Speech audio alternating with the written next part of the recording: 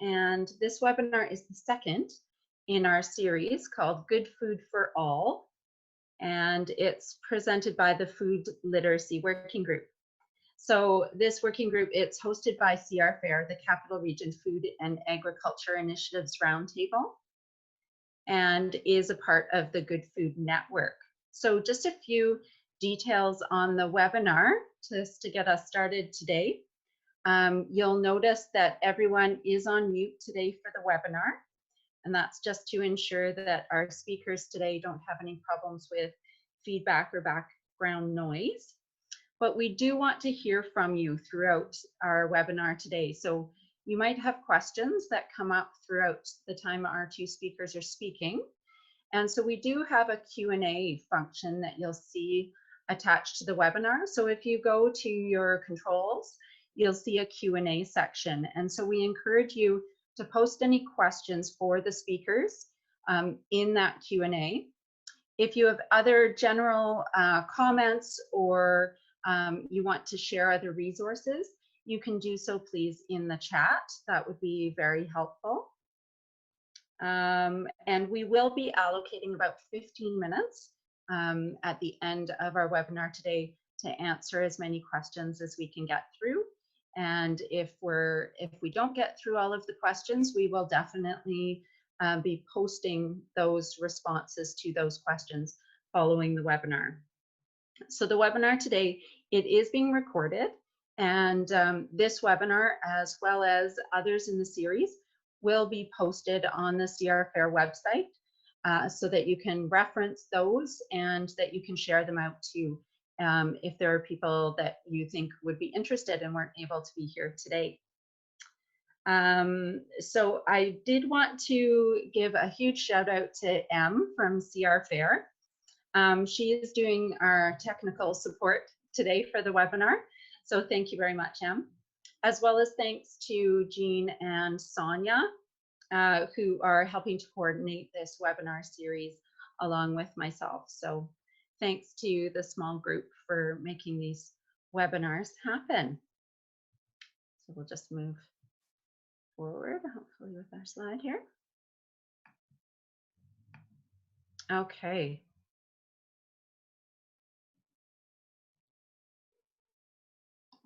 So I'd just like to first acknowledge that I know we're probably joining from all different areas around the region, but I just wanted to acknowledge that we are meeting on the territories of the Coast Salish peoples. And I am grateful and very fortunate to be living, working, and playing on the lands of the Lekwungen speaking peoples of the Songhees and Esquimalt Nation. And what a beautiful time of year to be out and connecting with the land and waters on which we are so fortunate to find ourselves. So I encourage everyone, if you can, to get out as much as possible and be really mindful and be connecting with the land as much as we can.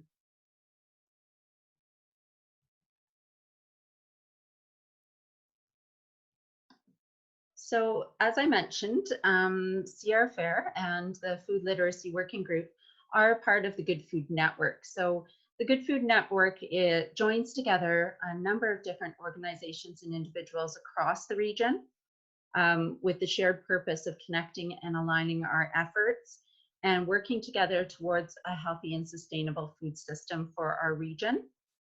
The Food Literacy Working Group, you might wonder who we are. And again, we're individuals and organizations supporting and promoting food literacy in the capital region.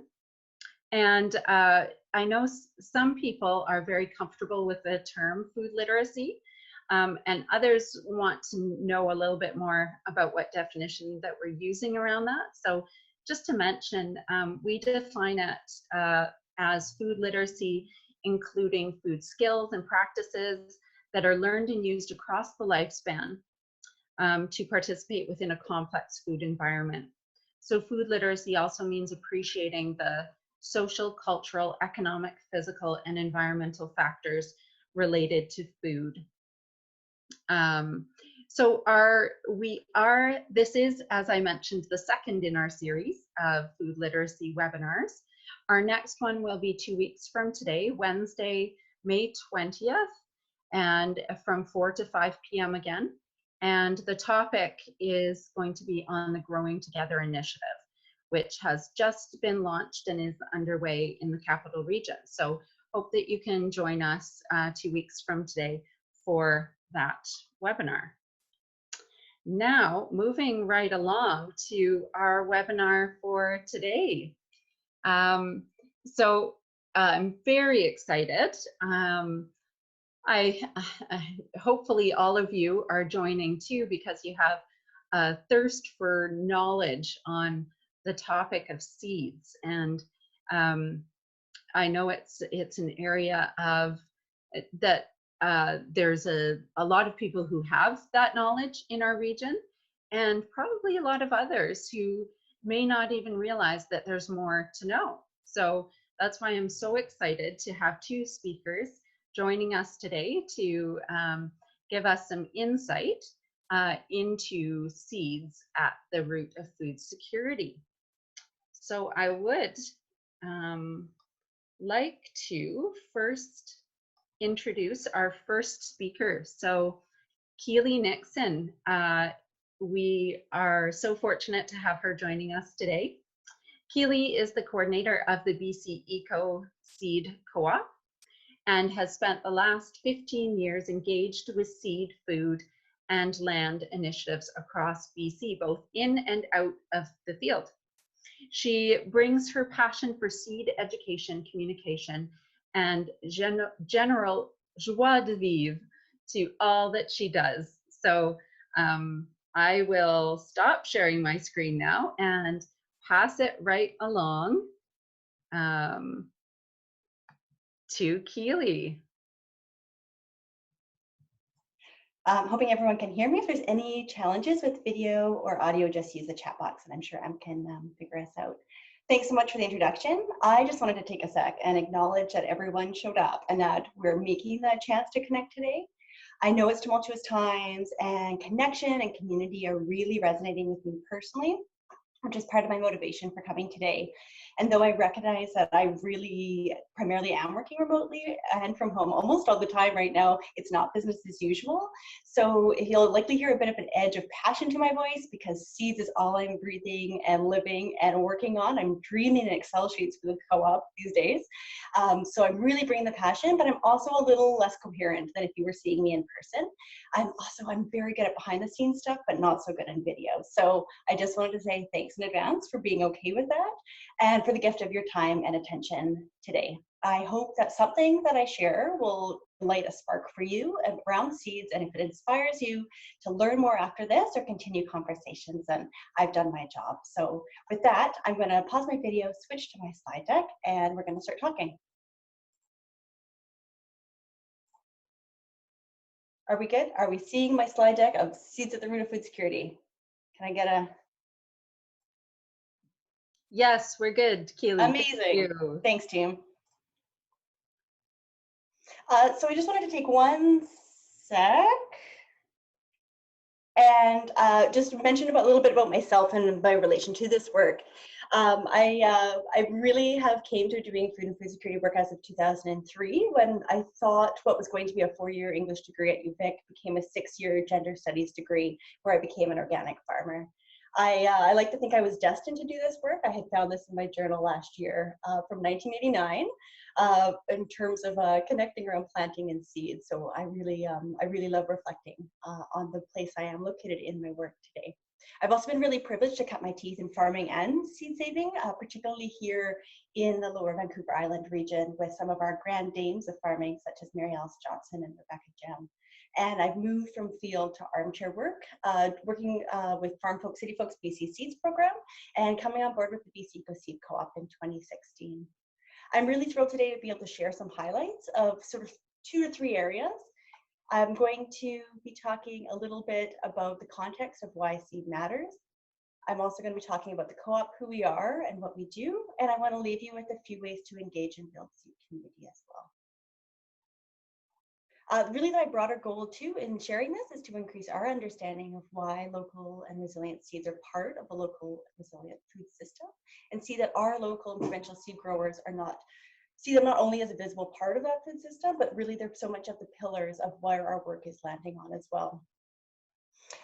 We'll save the questions for after Joan's presentation. I recognize I've got lots to say. I'll try and be succinct without being Keeley speed fast, which I'm known for. I'm also more than happy to follow up by email.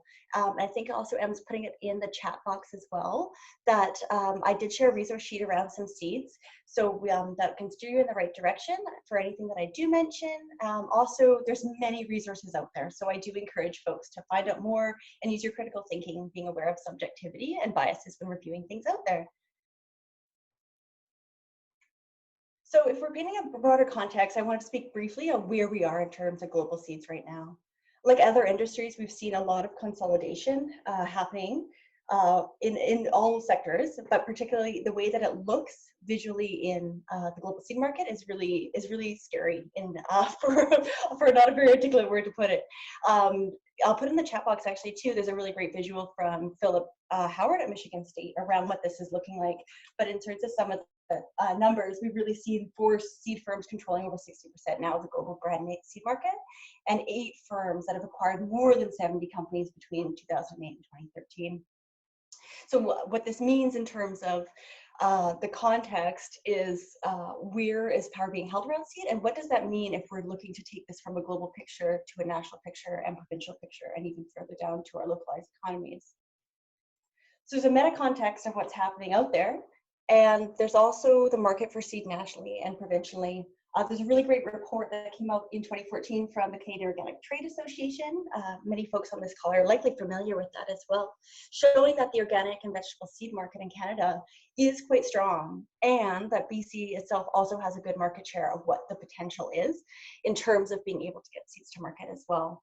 It gives us some broad strokes here on the big picture of the global playground and also the market, but the question is this: what does this mean when this power out there and this market exists?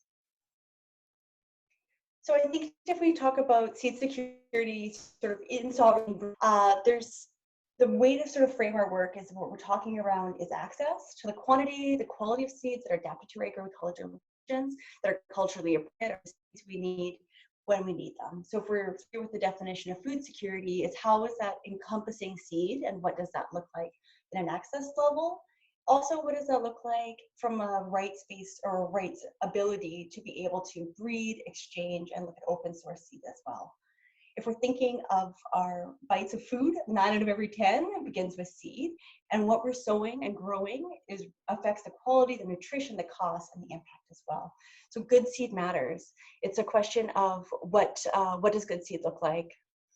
When we're reflecting back onto our slide of global consolidation, what we're seeing is that this is impacting our security and sovereignty, the access to those quantities and the qualities that are adapted to our region, our systems, and our abilities to breed and exchange seeds openly without restrictions in place by patents or intellectual property rights. The global consolidation also really means that seeds being produced can fit a really narrow definition of what success looks like. So this might be, breeding for high yields, uniformity and growth in a very conditioned or optimal environment. Could be for conventional farming systems, not paying attention to organic systems, for example. So the result is seeing vegetable seeds primarily that are available to BC and Canadian farmers that are imported. They're not bred for diversity or flavor or what does well in different land systems here, or thriving in organic production systems. Which takes us to, what do we mean when we're talking about good seed? So I'm sure there's a range of familiarity too in where the sort of terminology is. I've put more definition and more words here than you probably care to have to read. But I think if we're looking at what we're talking about of good seed, it's really reflecting on, again, with that loss of genetic diversity and commercial seed production happening, and having these seeds are less adapted to our regional conditions and flavor, nutrition and pests and climate change, where do we bring that back? Without genetic diversity, we really do stand a chance of losing varieties, and where we can look at how seeds, for example, can actually be a tool that we hold in our hands pertaining to how we adapt to climate change, for example. So ecologically grown, we're using that term to talk about both certified and non-certified without using synthetic herbicides or pesticides and fertilizers. When we're saying regionally selected, I'm talking about varieties that are selected to cultivate and flourish in our climates and our soils and ecosystems, recognizing even just talking about that in BC alone is really varied. Not genetically engineered, so no mechanical transferring of genetic material happening outside of plants' natural reproductive methods themselves. And open pollinated, if properly isolated from other varieties of that same species, the seeds are going to come true year after year. Lots of great info out there in terms of what we can dig down into each of these definitions, but these are the broad strokes I wanted to point out. I also threw in a resource at the bottom, which was in the resource sheet too. If we're talking about taking from good seed to resilient seed systems, Seed Change is a fantastic organization who's done a great call to action on resilient seed systems, and they have 6 great indicators. So I'd encourage folks to take a look at that as well. One small aside, because I just can't help myself, I was also just working on a Seed Saving 101 for a friend by video the other day. When we're talking about open pollinated, how do you tell? It's one of the questions I get time after time. I just wanted to jam this one in there too. Looking at the seed packages, hybrids have to be listed as such. So if we're looking at an open pollinated versus a hybrid, you can see here that we have an OP or open pollinated, or it won't be marked, such as the Johnny's package we can see, and hybrids will say hybrid or F1. So when in doubt, if you're buying a package of seeds and it doesn't say, it's open pollinated. I digress. So if we have an understanding of the sort of state of the seed and what makes good seed and why it matters, and we know there's a market share in BC, this boils down to building the volume and increasing the quality of good seed in BC for BC growers. This is where we've got great seed saving and local organizations doing education and engagement at citizens level, such as the work that Life Cycles does with the Victoria Seed Library, which Joan will talk about. But where we're looking at space here is in the commercial arena to really build and make an impact in the way we do it. Which takes me to the BC EcoSeed Co-op, of which I am the fearless coordinator of. Our mission is to increase the quantity and improve the quality of ecological and certified organic seed in BC, exactly where we've decided that we need that market intervention happening. We formed in 2014 as a co-op, and we're currently 17 members, all BC farmers. I think a few members might be here on the call today. Welcome. I jammed on our Google map too, just to see where we are. We have up in Hazelton, we have Jolene Swain of Woodgrain Farm as our most northern member at this time. We're mostly concentrated here in the Lower Mainland and Lower Island. Folks, if familiar, who are calling in today from Victoria or the surrounding region will recognize there's likely some members here that you're aware of as well. Great. Based off of where we are across the province, we're working together, and we really saw the co-op as a model that we could meet numerous goals for us in numerous ways. Seeing the co-op could be a way that we could pool our resources for marketing seed together. So instead of having another 10 small farmers try and get the seed company going to be able to sell seed that they might be producing, here's one way of a centralized space where we can do the marketing and do that kind of legwork for you, and the seeds can be provided out, and all farmers can do is submit records and the seeds themselves. It also gives us the model where we can have that peer education to produce the quality and quantities that we have each other to learn from and encourage best and good practices for growing, and also seek the resources we need together. It also gives us a bit of an avenue to promote the member farm businesses. Everyone is a farmer and farms in one way, and where we can do networking amongst that as regional seed growers. Furthermore, co-ops are hot. There's lots of support for co-ops right now, and as somebody who hadn't been very familiar before I came on board, I've been really thrilled to see the uptick of it. And if there's interest in co-ops in general from folks on the call, we can put that in maybe the chat box or Q&A later, and that's a follow-up resource we could share, as it's something I didn't particularly speak to, but I think it's really important to know. So when you're buying from the co-op, I wanted to include this slide just of some logos. Not that we totally have to be associated with logos. We get so much of those all the day in our marketing and branding and our social feeds, but I know there's a lot of name recognition with some of our farms. So I wanted to share that we've had amazing members who've been with us since the beginning members joining every year, as well as a few others in the works as well. So recognizing some of these names for Full Circle Seeds and Soup and Saanich Organics as really local to here on the South Island. This is where funds are going when you're supporting the Eco Seed Co-op as well. These are the people behind the scenes that are always worth doing a shout out for. What makes us different, which I think is really important to know, we know there's a lot of seed companies out there. There's a lot that operate on very large scales. There's some that operate on very small scales. There's two things that I love sharing about us. I think it's really important to recognize that it's local seed for local growers is what we're working on doing ourselves here as a co-op. All the seed is grown by us on our farms. We can tell you everything about the seeds, how they were grown, how they performed in our areas, taste, flavor, vigor.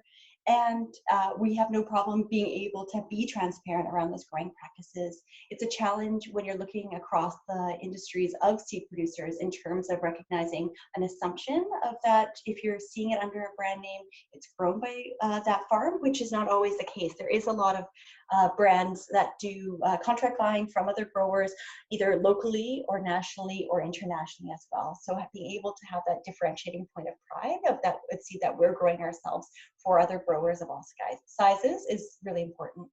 And secondly, we do bulk amounts, which I'm not sure if that's something folks would be familiar with, but instead of doing just packets, our real goal in working to grow that quantity and quality of seed for growers and farmers at a commercial scale, we offer sizes that are bigger. So instead of buying just a packet of beans, which may be 30 grams, we can also buy as 200 grams or 500 grams or a kilogram, for example. So being able to have a price return that's going back to the member who grew it, a price that's affordable for farmers to buy it, and building that quantity of what we want to see.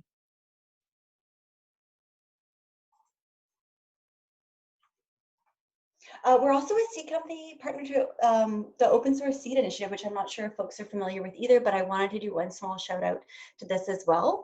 OSSI is able to do a lot of education and outreach to promote sharing over restricting of seeds. I've got their website on the bottom, but I think they're also in my follow-up resource list.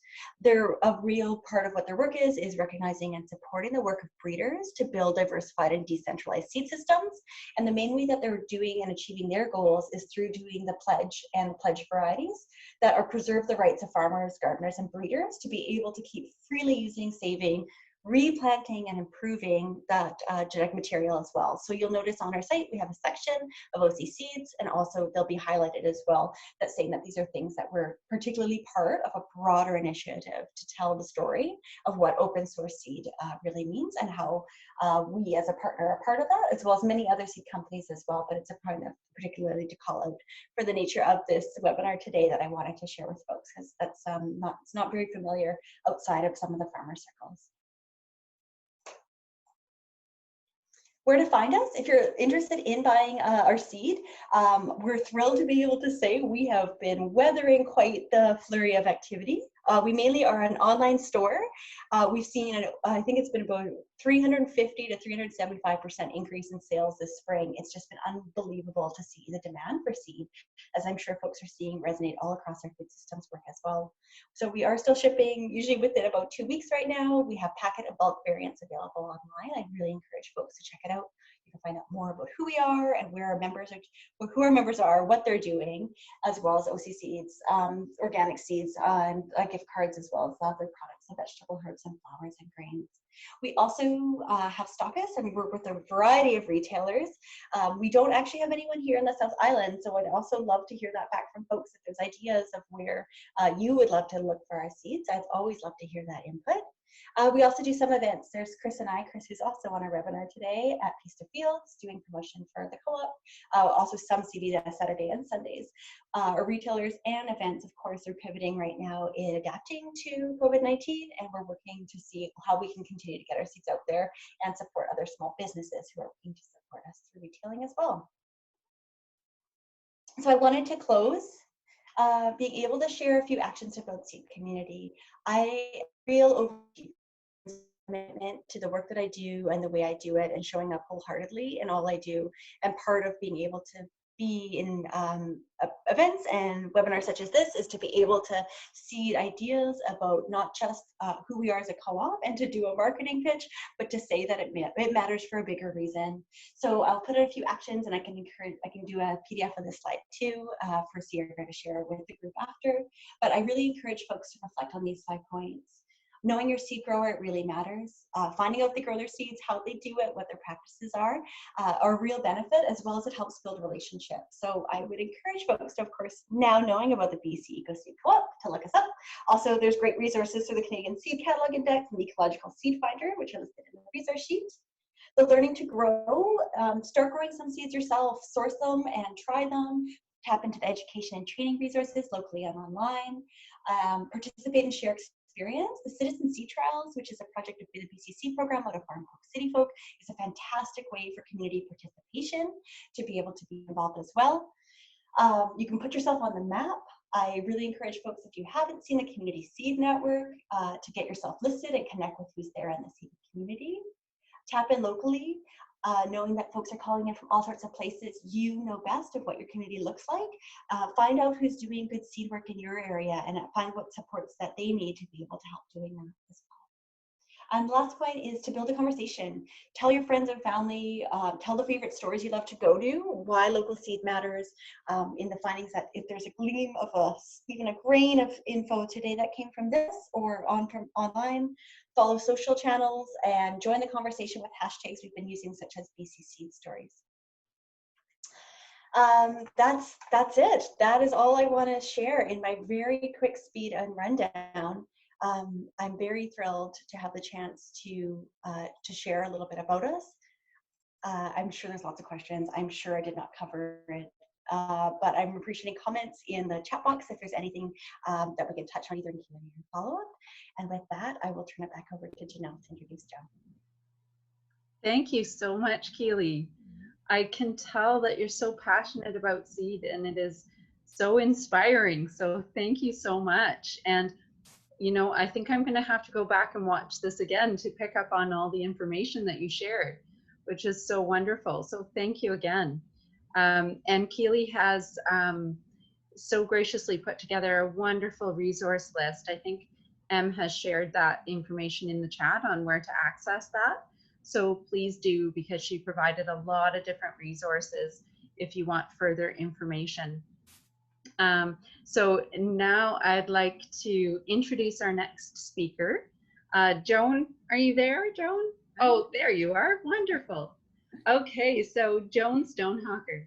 Joan's lifelong passion for growing and eating healthy food aligns perfectly with her role as the executive director at Life Cycles Project Society. She came to Life Cycles after over a decade as the executive director of York Region Food Network, where she led a committed team in advocating for income responses to food insecurity and developing healthy food projects as a catalyst for building strong and vibrant communities. So Joan has a background in business with degrees from the University of British Columbia and the University of Toronto. She moved into the social service realm after spending several years at home raising her 4 children, and it's coming up to Mother's Day. Joan is delighted to be back in her home province and to be working with the dedicated team at Life Cycles. So thank you, Joan, so much for being with us today. And I'll pass it over to you. Great. Thank you so much for that introduction. I'm going to try and share my screen now.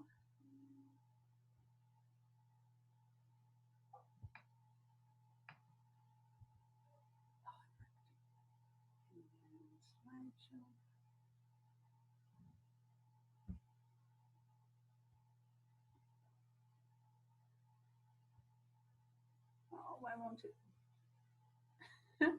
It won't give me my slideshow. Let's try it again. This worked when we practiced.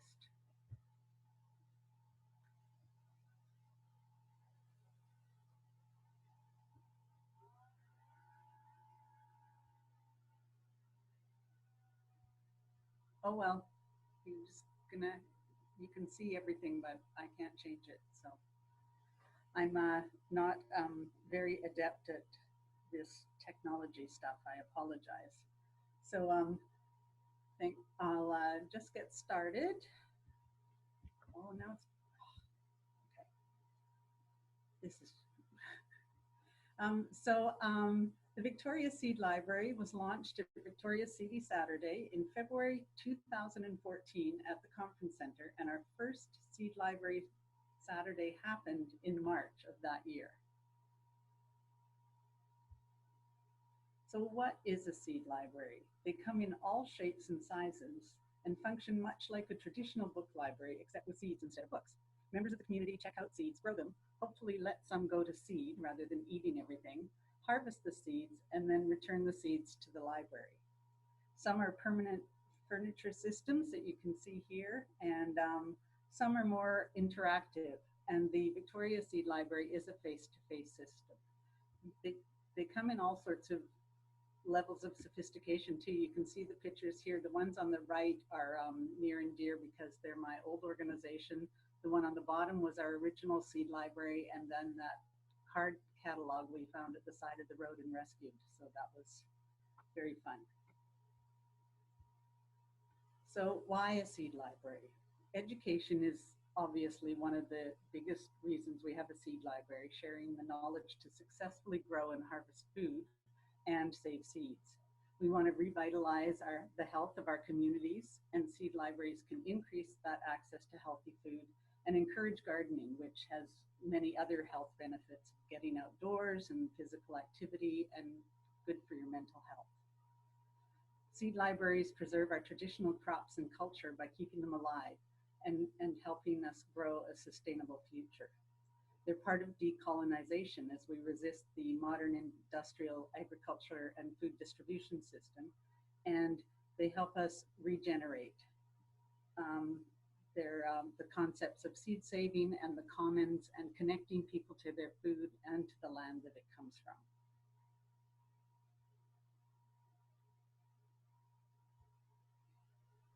So seed libraries offer everyone free access to seeds and to seed saving education. Saving open-pollinated seeds in the capital region strengthens our local food system and supports regional diversity. Locally raised seeds are more resilient and regionally adapted to our soil and our microclimate. Oops, now I have to.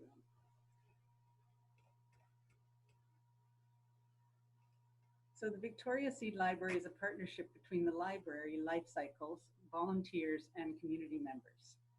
The library hosts the space and manages registration for workshops and events. Seeds are stored at the central branch. I'm pleased to report that today we just liberated the seeds from the library. So we have them back out. Libraries have been closed since March 16th. So we've just now been figuring out ways to get our seeds back out into the community. Life Cycles provides knowledge of seed saving and backyard gardening. We lead workshops and seed saving events. We track and manage the collection and evaluate the program.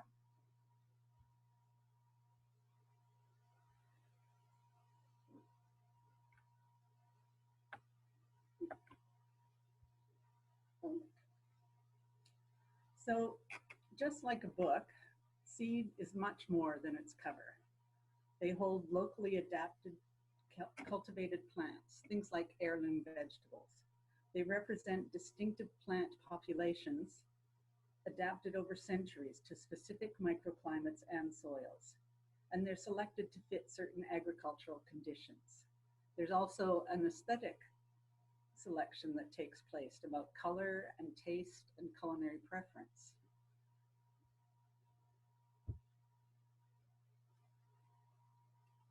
In our living memory, we have lost about 75% of our crop diversity. That's, in the last 75 years or so. Sharing and saving seeds in the public domain has been significantly stifled as corporations are patenting seeds. Libraries represent the commons and are a place where people can share freely. Now most gardens are grown from imported seeds. Locally adapted seed is rare, but as we just heard, local seed producers are increasing. although they are often underappreciated, overworked, and not always making enough money to survive.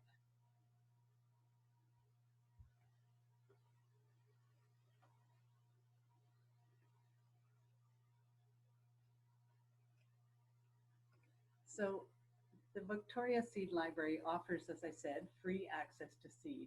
And the goal is to support local food security and steward our region's biodiversity. Locally raised seeds are better adapted to our soil and our microclimate. And the Victoria Seed Library is a way for hobby and beginner gardeners to share seeds and gardening resources and connect with other seed savers. Becoming a Seed Library member is free just by attending the member orientation, and it lasts a lifetime. You can borrow 6 varieties of seeds, about 20 or 30 seeds for each variety every year. And we need members to save seeds to maintain the stock. And Life Cycles and the library offer workshops on how to grow and save. And then we share the seeds. So you collect seeds from your healthiest crops and return to share. Volunteers are available to help you select seeds and provide a plant observation form to help you talk about what you've grown and how it's grown, how it tasted, and all sorts of wonderful stories that we have around seeds. The membership orientations are usually regularly scheduled. I think we only got one in this year before the library closed, but they provide a lot of information about seed saving, how to get started, how it works, and the important things that you need to do. So it's worth it to go to the member orientation for the workshop, even if you don't want to borrow any seeds. So this was a picture of the seed library when it first started, 2 bins. It's quite a bit bigger than that now. And they, like I said, they're stored at the library.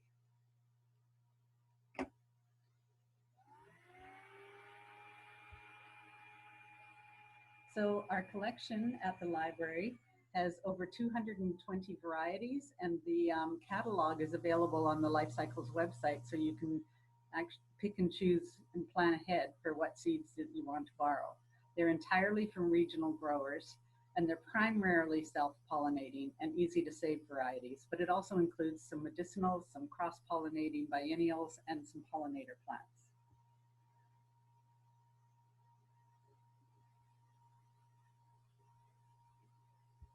When you sign out, right now, you can see this lovely table here. That's what we have at the library, which is not available right now. So we are working on new ways to distribute our seeds and are working with the school districts and community gardens to get seeds out in the community this year.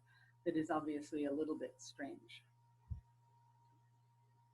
There's lots of help for people to get started. We have resources, tips for saving seeds, how to save specific seeds like lettuce, beans, peas, tomatoes, and seed saving charts. So you can really learn all that you really need to know about saving seeds and get paper sheets if that's what you like. But the resources, as Keeley said, there's lots of resources online. And we have a page on our website that gives you a lot of starting out resources.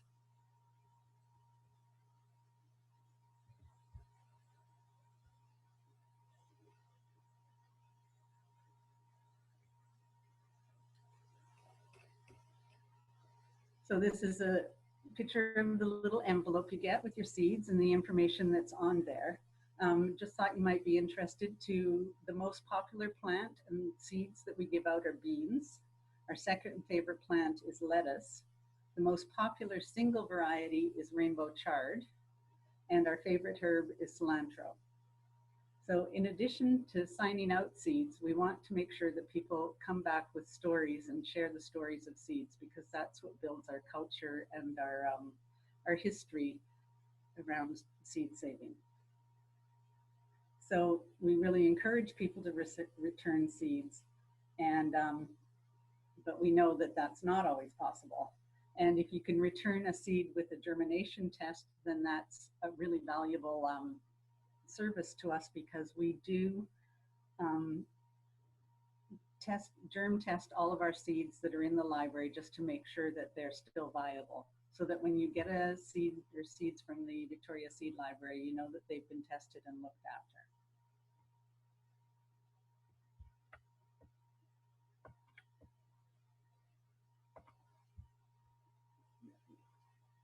So Keeley mentioned the open pollinated seed and versus hybrid seeds. And this is just a little picture sort of seed saving 101 that she sort of shared.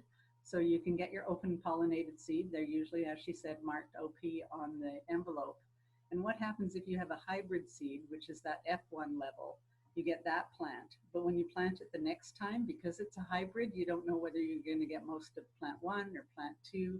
And so you're not sure what you're going to get, which is why we prefer open pollinated seeds, so you have some surety about what you're actually going to grow.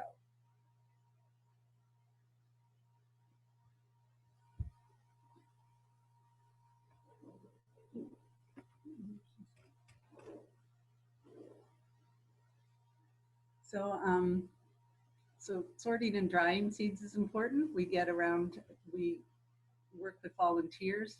You can see the different ways that you do that. We have a winnower here. Winnowing is when you separate the seed from the chaff using wind. We have seed screens, so you can screen the chaff out, and then drying seeds is really important so that they maintain their integrity while being stored.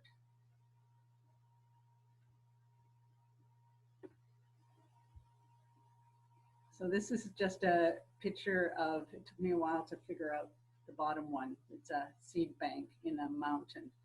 So that's, seed banks are an important role, and they're focused on long-term storage and are supported by central governments.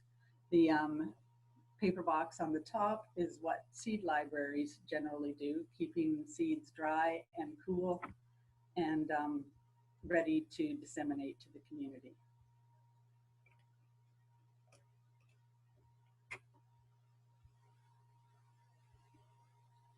Seed libraries don't operate well without volunteers, and ours is no exception. So if you want to be a seed librarian, you can connect with our seed library coordinator to volunteer. Our volunteers host the seed library lending days at the libraries, help members sign out seeds and return seeds, and talk about what seeds they might prefer to grow. They help maintain the ever-growing seed collection, which is keeping things sorted, doing the germ testing, and just keeping things well maintained, because things can get out of hand with all those little seeds. And the other thing we do is seed steward, where people with some growing experience help us increase our seed collection by taking seeds and specifically growing plants out to seeds to bulk up the collection, and also preserve some of the rarer seeds that we're trying to make sure that we don't lose.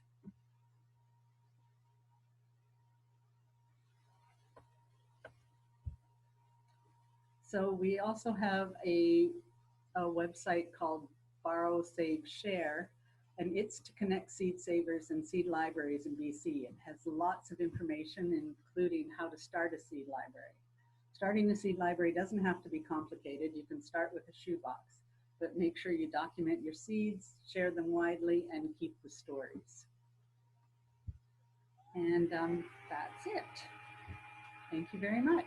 I think we can go to questions. I'll pass it back to Janelle. Thank you so much, Joan. Again, so much good information shared there. And I know there are a few questions that have come in so far, and I encourage any other questions, if you have them, please do pop them into the Q&A box. As we do have just over 10 minutes to address any questions, so please do. And I'll invite both of our speakers, Keeley and Joan, to you can maybe unmute and to answer these questions as we pose them. But first, maybe I'll give people a chance to think of their questions while I give a shout out. Just reading through some of the comments in the chat box, and we have people joining us from all over the place. So welcome from up north, not quite sure where that is, and Mexico and California, Northern California. So welcome to all of you from different parts, and hope that you found this webinar to be useful. And as I said, there is a whole sheet of more resources as well, and I know I'm going to be going to that listing of resources and checking out some of those, because I now know that I have so much more to learn. So thank you to both of our speakers for providing that brief insight into the world of seeds. And I also wanted to quickly, as I mentioned, Mother's Day is coming up, and my mom is actually on the webinar today as well. And so wanted to give a shout out to my mom today, who is here to learn with the rest of us, and has always been an avid gardener, but as we all know, there's always more to learn.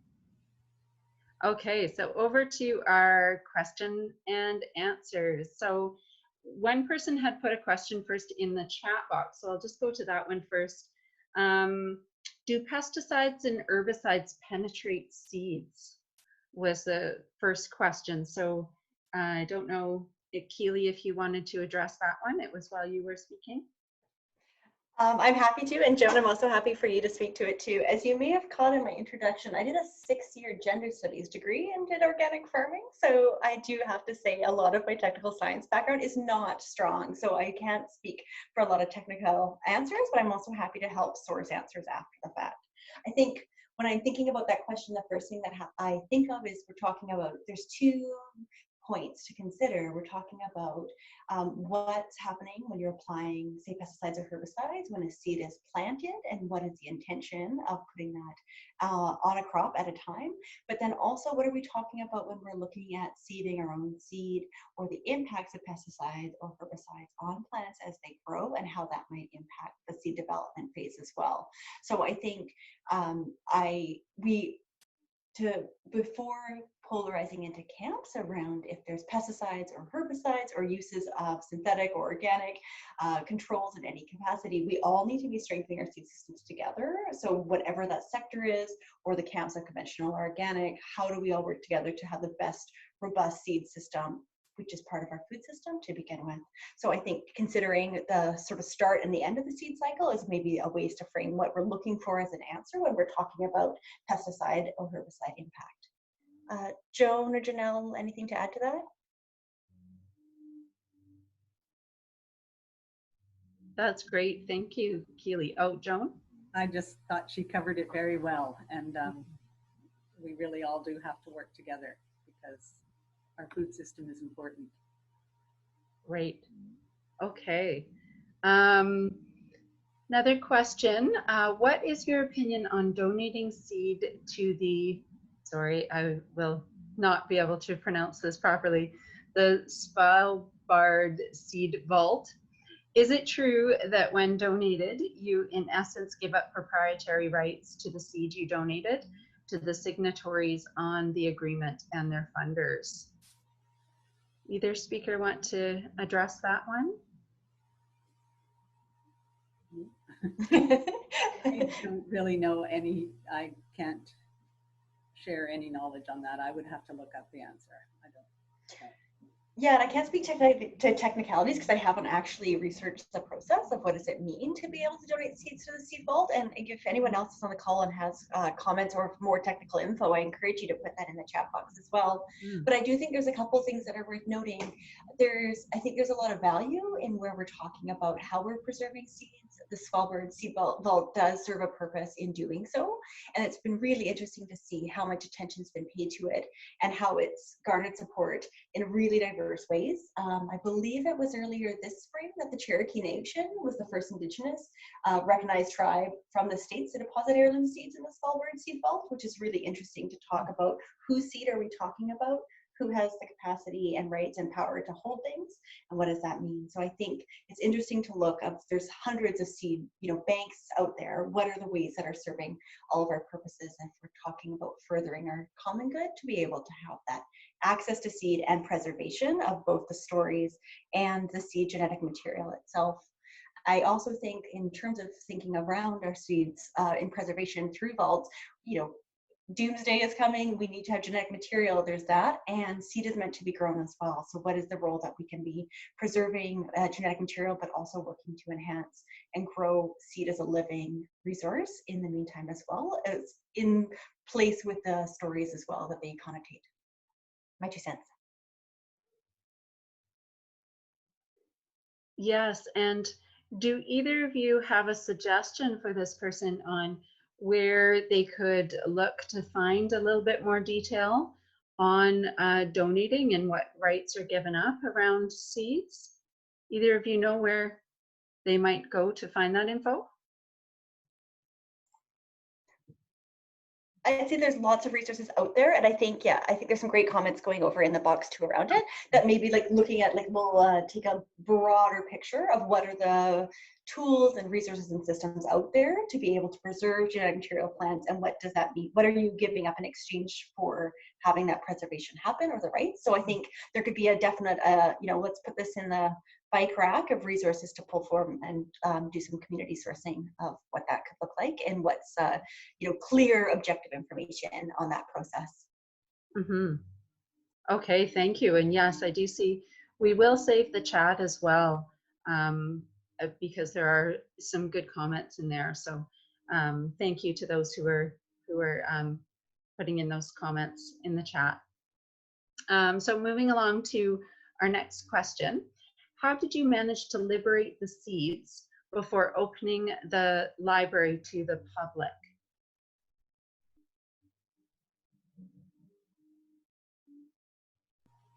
Sorry, what was that? How did you manage to liberate the seeds before opening the library to the public? Oh, just we connected with library workers and got the seeds out, because the library is closed to the public. So we just needed a plan for them once we got them out. And so we're building that plan right now, but we did need them to share with the school gardens. So we're starting there. Okay, thank you. And the last question that we have in our chat, in our Q&A right now, is how do you monitor seed relative humidity in your storage area?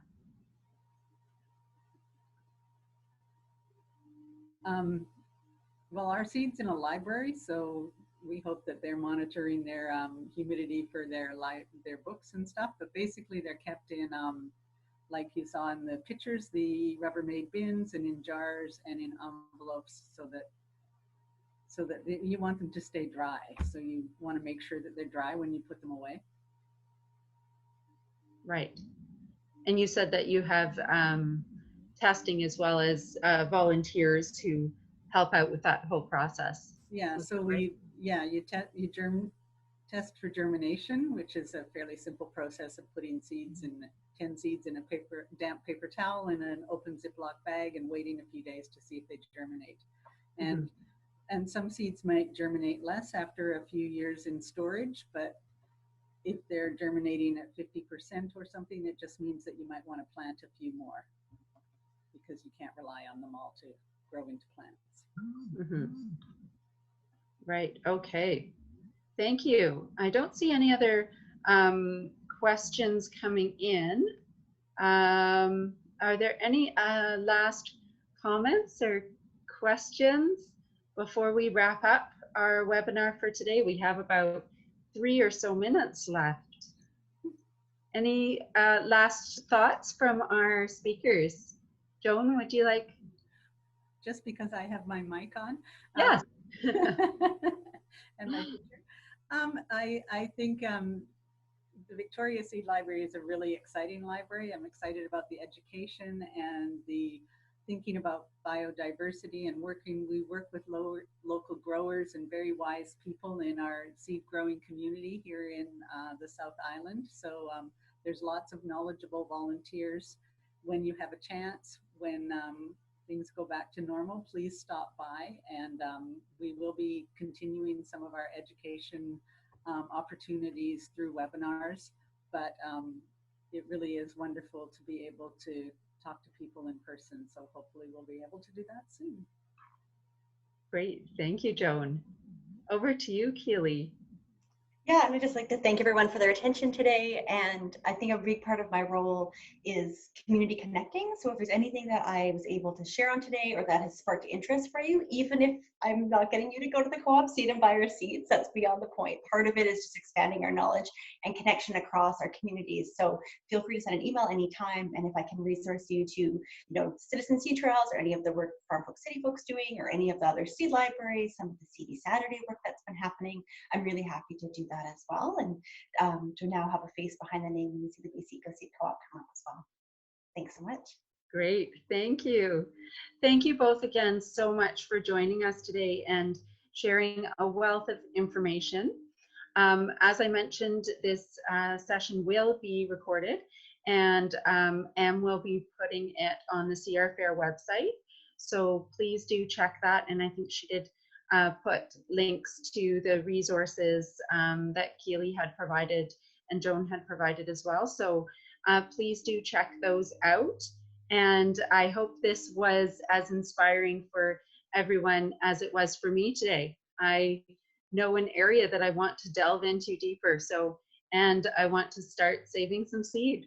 So you've definitely done your job with me today. So thank you so much. And please do, everyone, look to join us 2 weeks from now when we have our next webinar on growing together. So thanks, everyone, and enjoy the rest of your day.